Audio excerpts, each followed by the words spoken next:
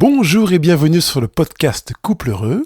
Je m'appelle Pascal Kionkion et je vais partager avec vous toutes les clés pour être heureux à deux.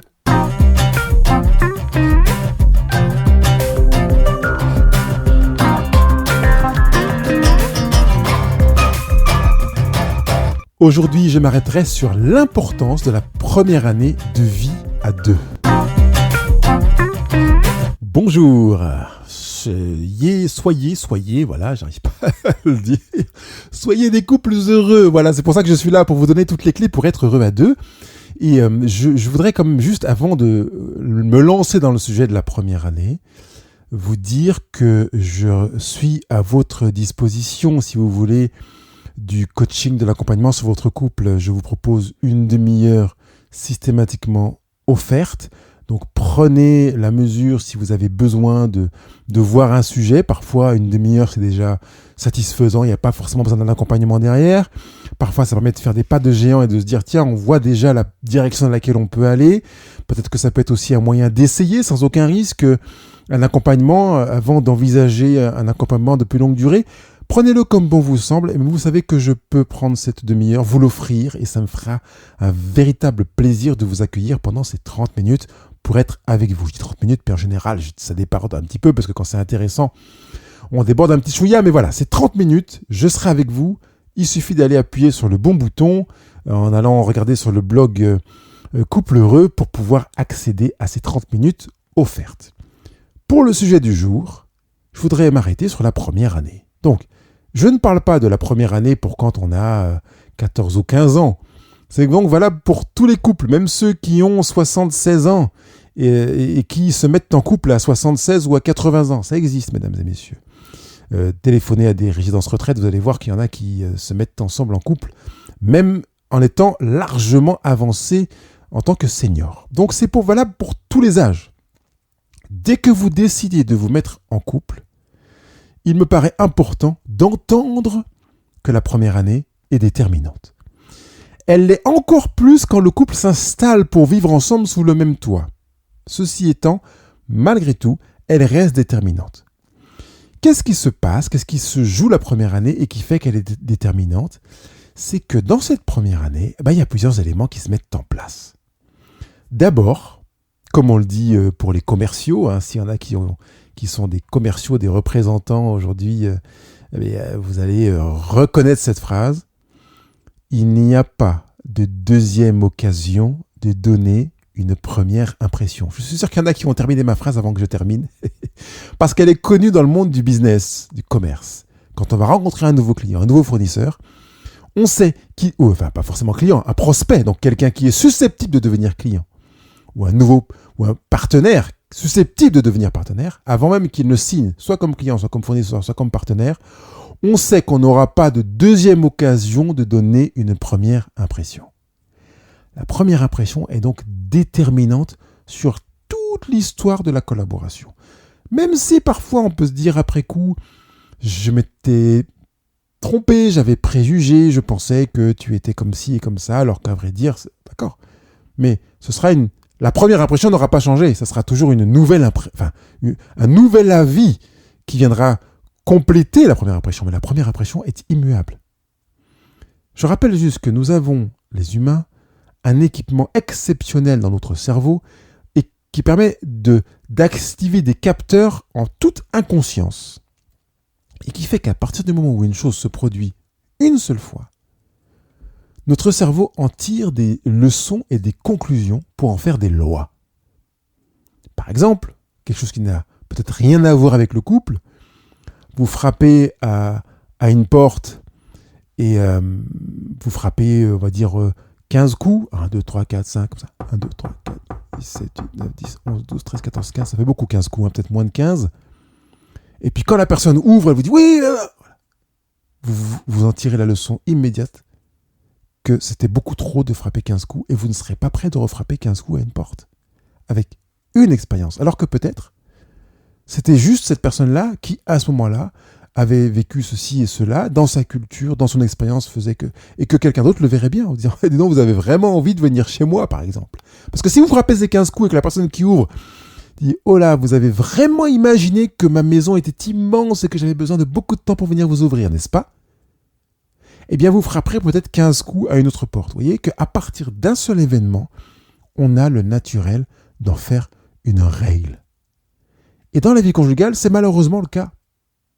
Ce qui fait que sans être conscient, on va projeter naturellement sur l'avenir du couple des événements unitaires qui sont survenus dans la première année.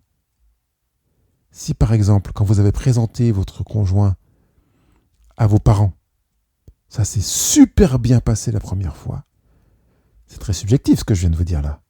Quand je dis super bien passé, que ça s'est passé exactement, ou peut-être même mieux que ce que vous attendiez dans la capacité d'accueil de vos parents par rapport à votre partenaire, vous allez en tirer la conclusion que, ça y est, vos parents ont adopté votre conjoint.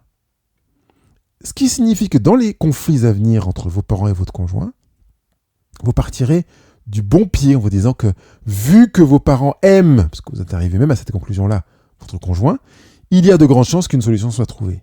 Par contre, si ça s'est mal passé dès le début, que vous êtes convaincu, que vous avez fait naître la croyance que vos parents n'aiment pas votre conjoint à cause d'un événement, un seul événement, vous avez conclu que votre conjoint n'était pas aimé par vos parents, au moindre petit détail, vous aurez l'appréhension en relation avec le fait que vous croyez que vos parents n'aiment pas votre conjoint, votre partenaire. Toute la lecture de votre première année se fera à partir de ce prisme-là. Un événement égale une base de loi. Un événement égale une base de loi. Et on le voit dans notre société aujourd'hui. Il y a un attentat dans une mosquée, eh bien on va mettre, dans toutes les mosquées de France, des services de police et gendarmerie devant les mosquées, quoi. Pourquoi ?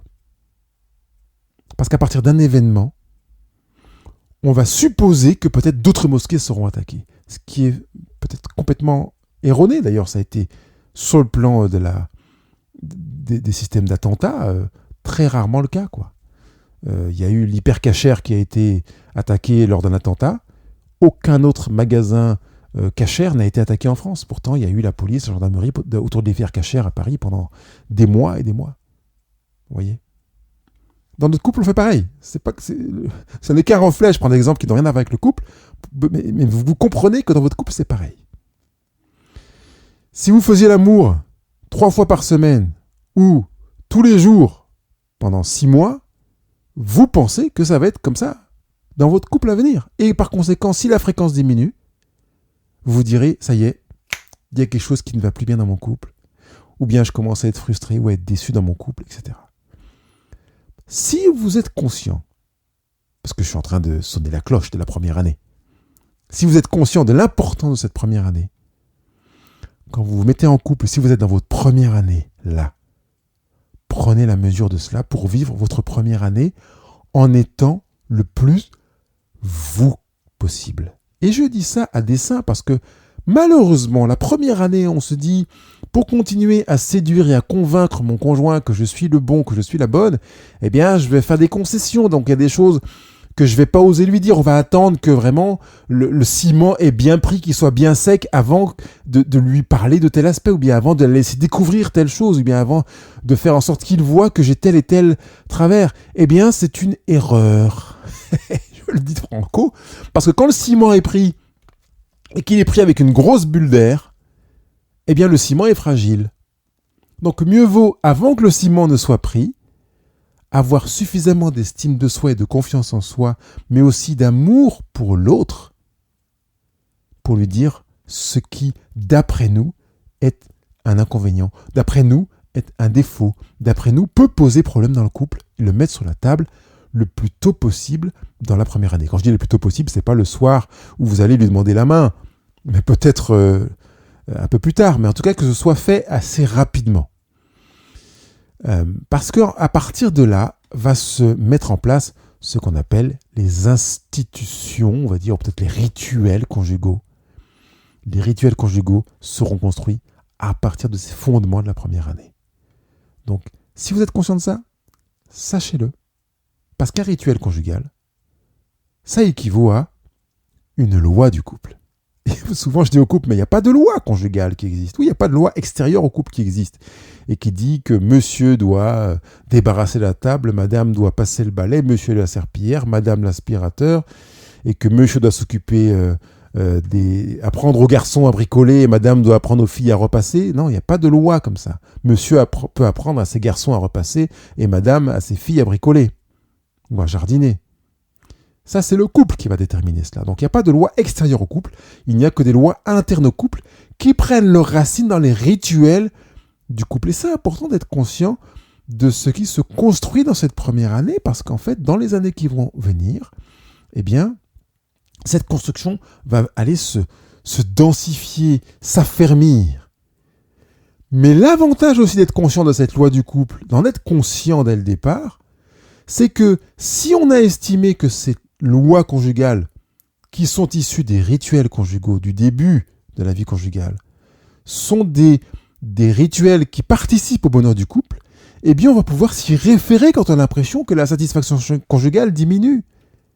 Si on avait pris l'habitude de se retrouver tous les soirs après que les enfants soient au lit autour d'une tasse de thé et puis qu'un jour ça part en cacahuète parce qu'on a essayé de faire du squash et que c'est pile à l'heure après le déjeuner et puis que madame fait partie d'un club de ceci et que monsieur va encore et que les soirées autour du thé ensemble après le dîner finissent par s'effriter, on sait que si elles ne sont pas remplacées par un autre rituel, on va dire, de compensation, le couple risque d'être fragilisé sur ce plan-là.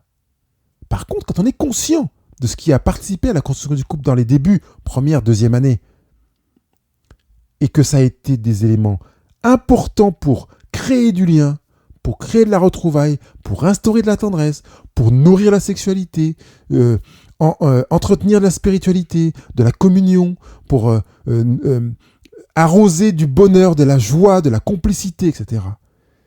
Eh bien, on va veiller à ce que ces éléments soient maintenus et même que quand on voit qu'ils diminuent, les faire revenir, les faire renaître. Allez, on va, comme une plante, on va les bouturer, on va veiller à ce que, si on n'a pas mis les choses en place, ça revienne. Et parfois, il suffit d'un changement, d'un retour à un rituel conjugal pour que le couple se sente déjà énormément mieux. Un seul rituel conjugal. Un rituel simple, c'est de vous poser la question au niveau de la tendresse, par exemple. Comment vous viviez la tendresse au début de votre couple ? Je ne suis pas en train de parler des relations sexuelles. Je suis en train de parler de la tendresse. La fréquence de prise dans les bras, la durée pendant laquelle vous preniez les bras. Est-ce que vous teniez par la main quand vous marchiez ensemble ? Quand est-ce que vous embrassiez dans la journée sans avoir de perception de relations sexuelles ? Un baiser qui n'a pas pour objet de dire bonjour ou au revoir. Un baiser, non pas ritualiste, mais un baiser de sens, offert, gratuit. Si vous retrouvez cette fréquence, les moments, les intensités, les durées, que vous les remettez en place dans un couple qui, pour vous, commence à un petit peu battre de l'aile, vous reverrez naître des choses qui avaient commencé à mourir. Vous verrez des bourgeons, des petites fleurs et de la sève qui va circuler autrement. L'importance de la première année est là. Elle peut vous servir de base pour aller revoir les monuments que vous avez construits, les commémorations dont vous aurez besoin à l'avenir parce que vous les avez mises en place dans votre rituel conjugal de la première année. Et ça va vous servir pour restaurer votre couple quand vous allez voir apparaître des fissures, que vous allez voir que les fruits sont moins présents ou que les feuilles commencent à faner. Vous pouvez remettre des éléments de votre première ou deuxième année en place pour retrouver du bonheur à deux. C'est une clé que je vous encourage à utiliser. Vous allez voir qu'elle est beaucoup plus simple que vous pouvez l'imaginer. Qu'elle a aussi l'avantage de faire que vous n'allez pas vous gratter la tête pour vous dire mais comment on pourrait faire en cherchant à inventer quelque chose que vous ne viviez pas ? Revenir à des bases, à des sources, à des rituels, à des lois conjugales, à des partages de tâches comme vous les viviez au départ, peut vous permettre de retrouver le bonheur à deux. Et je vous souhaite vraiment, vraiment du bonheur parce que c'est vraiment tellement bon.